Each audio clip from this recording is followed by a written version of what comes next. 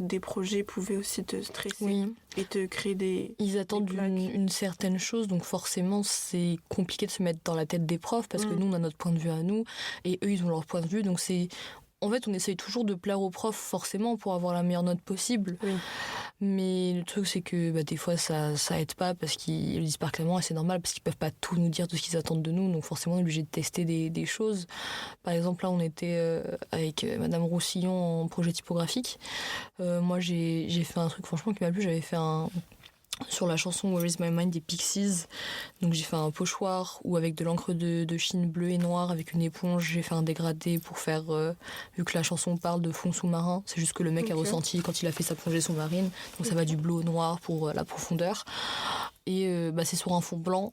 Et il était pratiquement 18h, le rendu était 19. Et la prof me dit, c'est peut-être mieux sur un fond noir, vous voulez pas le faire sous Photoshop? Alors de 1, j'ai pas Photoshop, de 2, j'ai pas le temps, de 3, je sais pas l'utiliser. Merci, mais je vais te le rendre comme ça, Mareuse, parce que là, j'ai pas le temps, fallait me le dire avant. C'est vrai que les exigences, ça peut faire un peu peur des fois. Oui. Puis c'est pas souvent prévenu ou anticipé, quoi. Ouais, surtout quand c'est pas en première année, en fait, c'est l'année où on découvre tout. Et quand on sait pas faire les choses, on dit, mais qu'est-ce que le prof attend, en fait?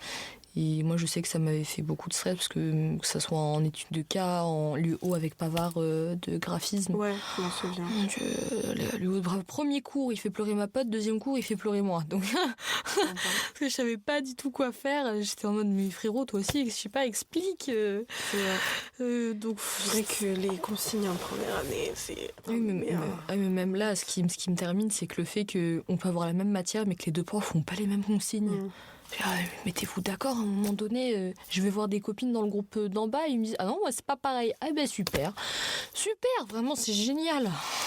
Putain, c'est vrai. Après, je discutais avec lui la dernière fois et il me demandait pourquoi est-ce que je voulais parler d'anxiété. Et c'est vrai que moi j'ai commencé à faire de l'anxiété à l'université en L1.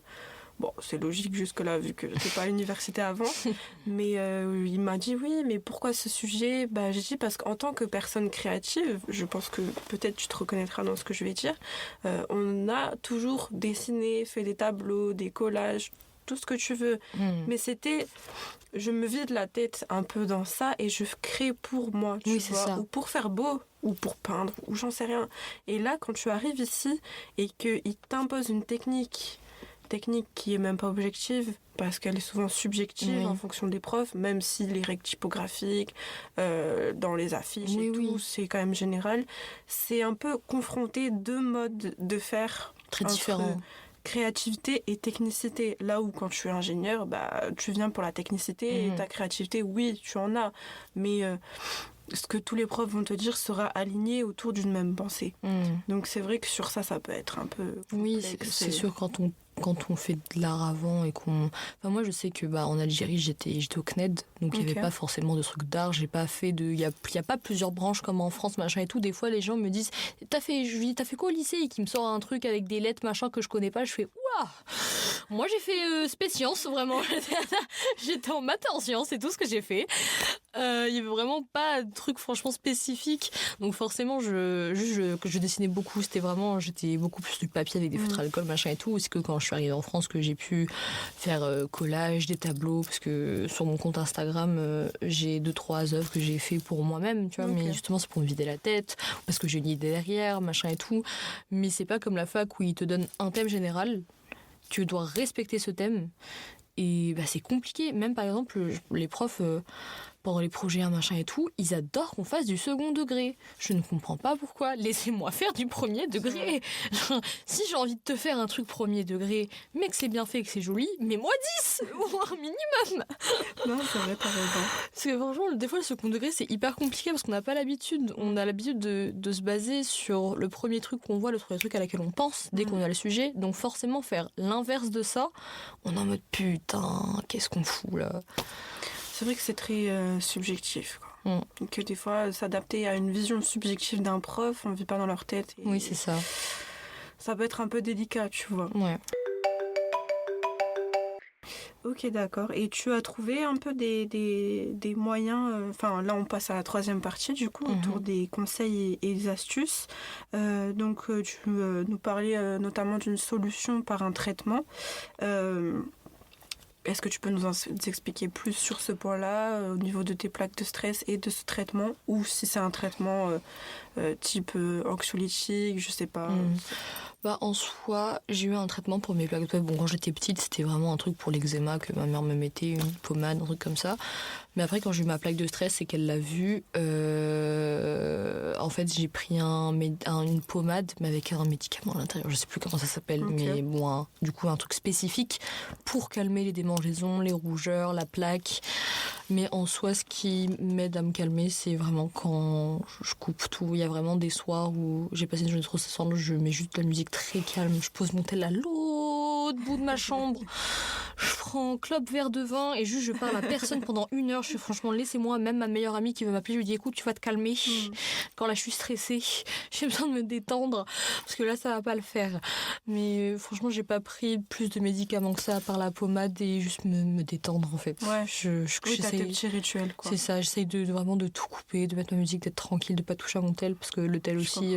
Aussi le téléphone qui m'a provoqué du stress, mais plus du stress. Pas physique des plaques, genre un stress, mon apparence, voilà. Plus ça.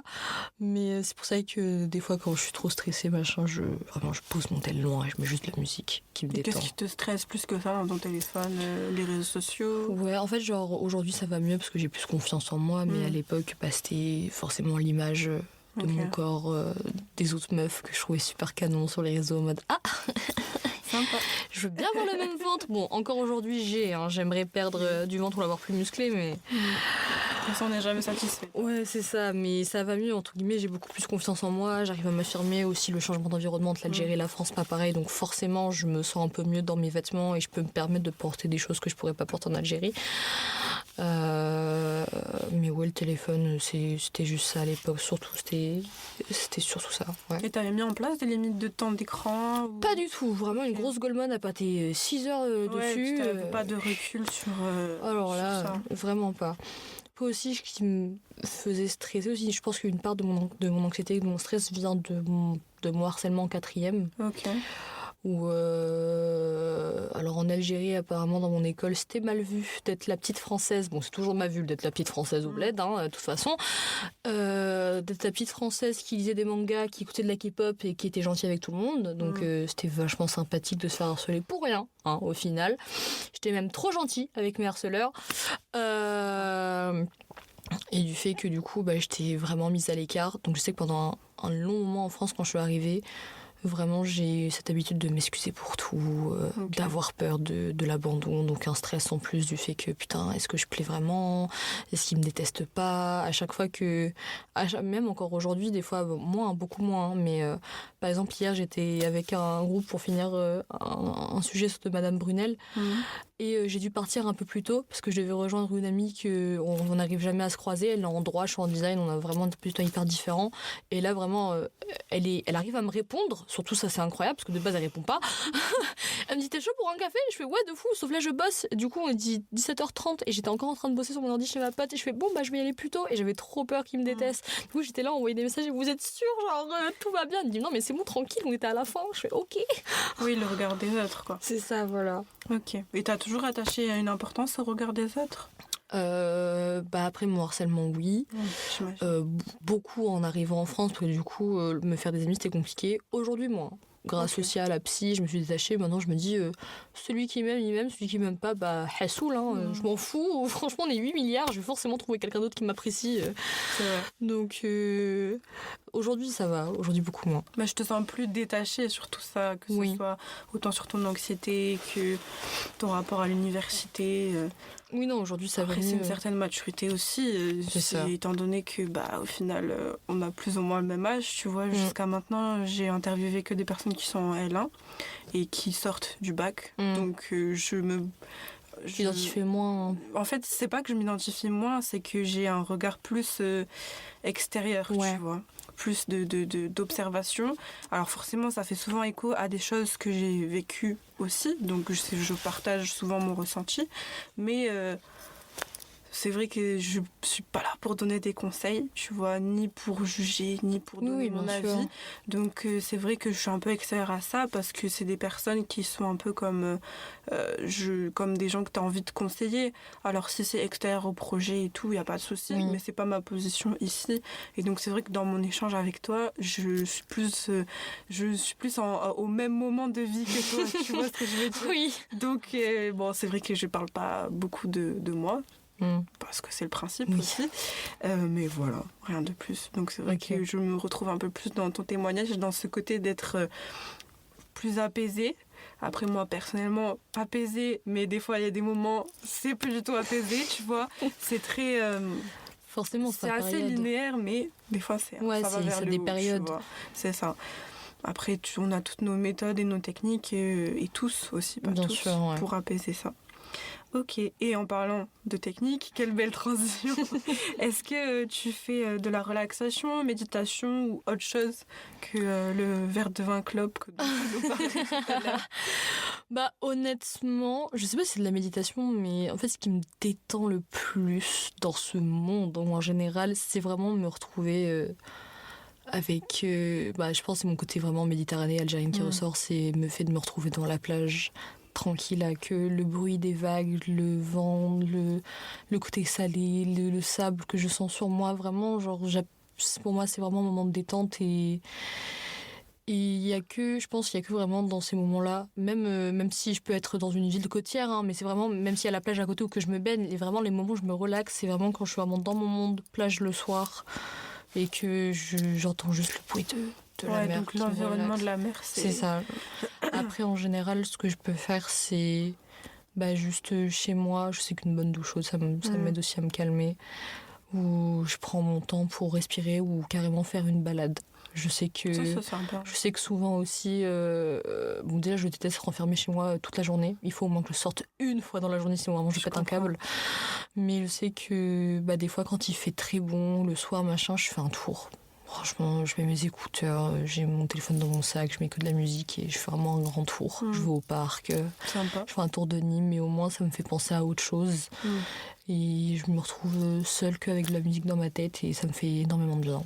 Et tu me parlais de la mer, est-ce que tu utilises un peu des audios qui peuvent être utilisés dans la relaxation, genre des sons de pluie, de mer, Alors franchement ça j'y ai pas pensé, j'ai jamais testé. Après j'adore l'eau de la pluie, enfin le bruit que ça fait.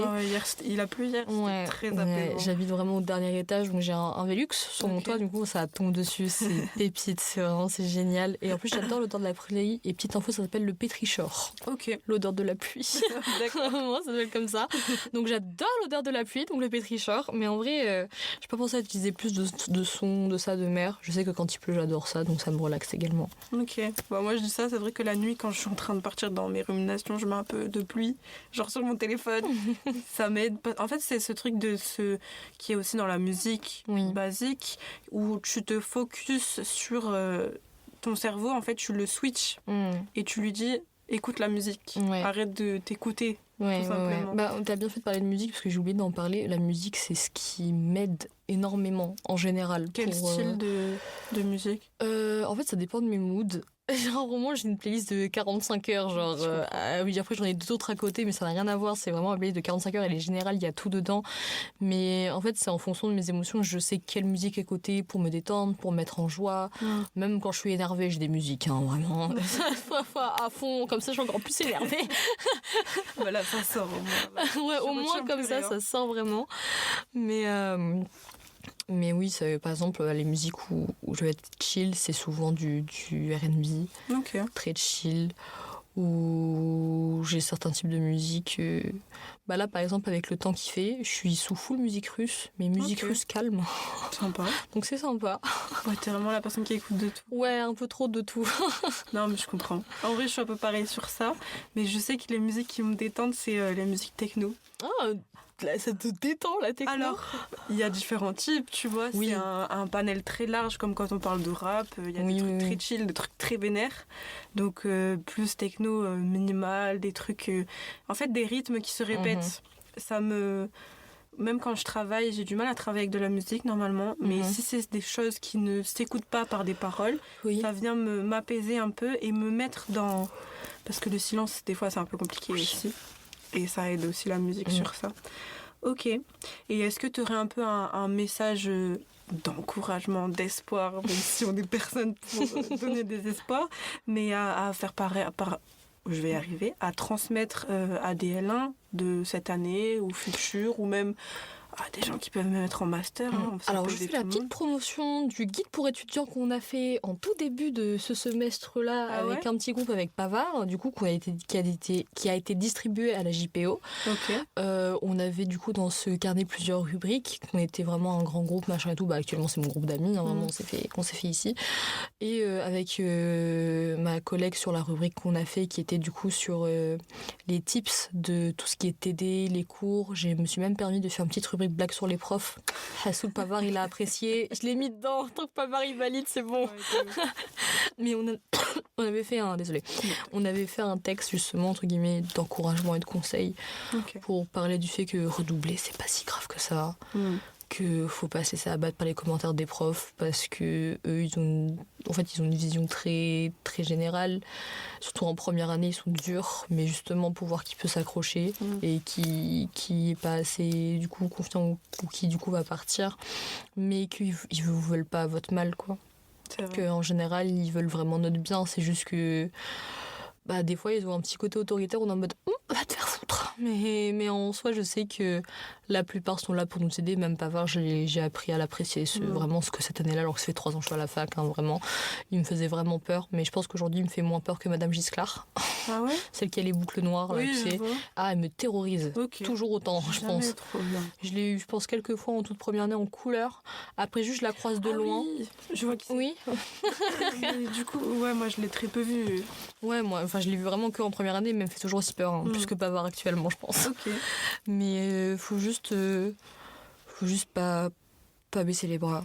Faut vraiment, si vous kiffez ce que vous faites, si à côté vous arrivez à faire des trucs que vous aimez pour vous détendre, pour vraiment faire une dissociation de la fac et de ce que vous aimez faire, ça peut marcher. Et puis honnêtement, juste croyez en vous, écoutez les profs, même si ça paraît chiant ce qu'ils disent ou que vous êtes en mode putain c'est quand même des connards à critiquer mon projet, c'est parce qu'en fait ils pensent que vous pouvez faire mieux, donc ils vous poussent à vous dépasser, donc forcément au début on comprend pas forcément parce qu'on est en mode putain mais je fais déjà de mon mieux en fait, mais que si tu prends le temps d'essayer d'écouter aussi les profs, on peut s'améliorer, donc franchement c'est cool. Ok, d'accord. Je serais intéressée de voir le petit guide. Tu sais s'il y a un exemplaire Pavard, on a un, du coup. Mais après, moi, j'en ai un. Je peux te le ramener également. En fait, l'autre jour, j'ai un peu discuté avec Lydia. Elle a m'expliqué son carnet. Et donc, je lui ai posé la question si elle pouvait me fournir des photos que je puisse...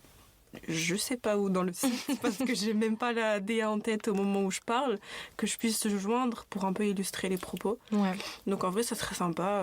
Puis je me dis du coup s'il est pas forcément distribué l'année prochaine, vous pensez le redistribuer? Je pense qu'on va le refaire parce que en fait c'est un truc, on n'a pas mis de date ou quoi, on a vraiment fait des infos sur la fac, on a fait des infos sur tous les TD qui sont encore là, sur des cours qui seront encore là, sur des profs qui seront encore là, il reste actuel. Donc il serait vraiment actuel. On a encore tous les dossiers pour refaire une réédition l'année prochaine, donc je pense que honnêtement il se refera pour la rentrée, ça c'est sûr et certain. Je pense que à tout moment Pavard nous rappelle pour qu'on puisse les réimprimer, les replier, machin et tout. Il y a même un poster à l'intérieur avec tous les tips et vraiment les bases du design à l'intérieur, donc c'est sympa. Donc en soi il sera réédité je pense, mais je peux te le ramener, ou sinon Pavard je pense qu'il en a un, je sais pas s'il est à l'atelier ou s'il est chez lui, mais il en a un. Et vous l'avez imprimé que pour les JPO, vous pensez le faire pour la pré-rentrée aussi oui, justement, on pense le refaire pour la pré-rentrée. On l'a fait en risographie.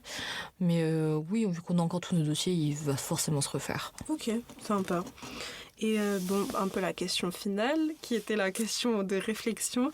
Est-ce que tu as un objet, autant qu'il soit physique ou numérique, tu nous en as déjà parlé d'un, qui peut aider, qui pourrait t'aider toi ou aider les étudiants? Mais là, on parle plus de toi parce que c'est ton avis qui m'intéresse, pour gérer ton anxiété. Oui. Autant qu'elle soit mentale ou physique. Le truc, c'est que j'ai pas vraiment d'objet vu que j'ai tout réussi à gérer, entre guillemets, par le mental ou par des pauses. Mais juste ce qui m'aide le plus, c'est juste le soleil, la plage, la bonne humeur. Ça serait peut-être un truc qui me rappelle ça. Tout simplement, que ça soit une odeur particulière, que ça soit un bruit particulier. Donc... un objet spécifique qui peut me rappeler ça à des moments où je suis pas bien, où juste je peux fermer les yeux et me dire putain ok là je me détends parce que j'ai ça à côté qui me rappelle certains trucs. Mais le truc, c'est que j'ai vraiment pas d'objet. Je m'excuse vraiment. Mais c'est déjà un environnement du son, de la musique qui peut être assez immersif et créer un état de relaxation. Donc, c'est ça. Ok. Ouais, donc même en soi, un bon fauteuil bien mou avec un petit livre. Non, mais en vrai, c'est juste que j'ai toujours géré tout toute seule. Ouais. Donc forcément, mon anxiété, je l'ai gérée aussi toute seule. Je l'ai pas gérée en demandant à quelqu'un d'autre ou j'avais pas pensé à des objets ou quoi. Donc franchement, j'étais juste moi et ce qui me détentait le plus, c'est-à-dire vraiment me poser avec de la musique. Parce que c'est ce qui arrive à me canaliser le plus souvent. Parce que je trouve que la musique, c'est porteur d'émotions. Donc forcément, que je sois triste, que je sois énervée, que je sois joyeuse, que j'ai un mood particulier, je sais que j'ai toujours une musique dans mon téléphone qui me permet d'intensifier ce que je ressens et de me calmer ou de m'exciter plus, voilà. Et outre le fait d'arriver à gérer ça toute seule, est-ce que le fait d'en parler, tu nous parlais de ta psy, aussi d'être entourée, c'est quelque chose qui t'aide ou... Oui, franchement... c'est complémentaire? Oui, franchement, c'est complémentaire en soi. Genre, j'arrive à le faire toute seule, parce que j'ai toujours tout fait toute seule, mais c'est vrai qu'en parler avec des gens qui ont la même expérience que toi, ou en parler avec une psy, avec quelqu'un de professionnel, ou quelqu'un d'extérieur, forcément, ça aide beaucoup plus à avoir une vision plus globale et autre que la tienne sur la chose. C'est sûr. Donc, t'as forcément un autre avis, t'as forcément après d'autres pensées qui te viennent, et t'as un autre avis dessus sur ta propre situation, donc ça fait toujours du bien d'en parler. En fait, même si on peut le gérer toute seule, faut toujours en parler, je trouve. Et d'échanger avec des gens de ton âge, c'est quelque chose qui t'apporte aussi? Oui, franchement, j'ai toujours grandi en Algérie où on était les plus grandes classes, donc forcément tous mes potes étaient plus petits que moi. Et il n'y a que à la fac là, cette année où je me fais du coup des amis qui ont le même âge que moi. Donc forcément, comme tu l'as dit, on est tous au même niveau à peu près. C'est vrai qu'entre la L2 et la L3, peu importe notre âge, il y a une certaine maturité qui s'est mise en place. C'est ça. Voilà, donc forcément quand on parle avec des personnes qui ont à peu près le même âge ou tu rencontres des gens qui ont vécu à peu près les mêmes choses, tu peux parler de ça, forcément on se dit putain en fait il n'y a pas que moi, les autres aussi, et on arrive à en parler, à échanger, forcément ça fait du bien. Ok, sympa. Je vais faire une petite conclusion du coup. Donc on a pu parler de ton vécu, autour du fait que tu venais d'Algérie, de tes plaques de stress qui sont apparues dans un mouvement un peu circulaire autour du stress qui en crée et inversement. On a également parlé donc de ton anxiété à l'université, du fait que tu arrives à gérer ça grâce à ton entourage que tu t'es créé et grâce aussi à ta mère qui t'a accompagnée. Et donc dans les conseils et astuces, le conseil pour ma part qui ressort, c'est la plage. Oui. C'est quelque chose qui te relaxe et t'apaise. Et la musique aussi, évidemment. Essentiellement. Ça, c'est un secret pour personne, je pense. Est-ce que tu as un petit mot à dire de fin? Je tiens à te remercier parce que, en fait, le projet, je le trouve super intéressant, donc j'espère vraiment que ça va bien se passer, que tu auras une très bonne note surtout. J'espère rien. Tu sais quoi, je le fais pour moi dans un premier temps. Et puis, ça te fait une expérience en plus à rajouter. Au moins, tu sais que tu peux faire ça maintenant, que tu peux le refaire pour plus tard, donc c'est vraiment une expérience en plus. Je te remercie. C'est gentil. Parce que vraiment, comme je l'ai envoyé au tout début sur message WhatsApp, je pensais pas vraiment avoir de choses à dire sur ça parce que ce que je vis pour moi c'est minime entre guillemets, c'est pas une expérience affreuse de stress ou de crise d'angoisse. Alors je sais qu'il y a des personnes qui en font vraiment beaucoup parce que je connais des personnes qui vraiment font des grosses crises d'angoisse et que je les aide à passer ça, à gérer ça. Mais donc je te remercie de m'avoir invitée aujourd'hui. C'est gentil, j'espère qu'on pourra faire d'autres choses. Bien sûr, pas de souci. Ce serait avec plaisir. Ouais. Ok, je te remercie aussi. Merci à toi. Et j'avais juste annoncé le prochain podcast, donc on va parler plus d'anxiété avec une personne, je sais pas si elle veut être anonyme, donc je vais pas la citer, qui elle a vaincu, et vaincu, oui, tout simplement, son anxiété grâce au concours d'éloquence. Ah, bien. Et donc la parole lui a permis de s'affirmer. Donc c'est super intéressant. Oui, très intéressant. On verra la prochaine fois. Ok. Ça, c'est le teaser. À la prochaine.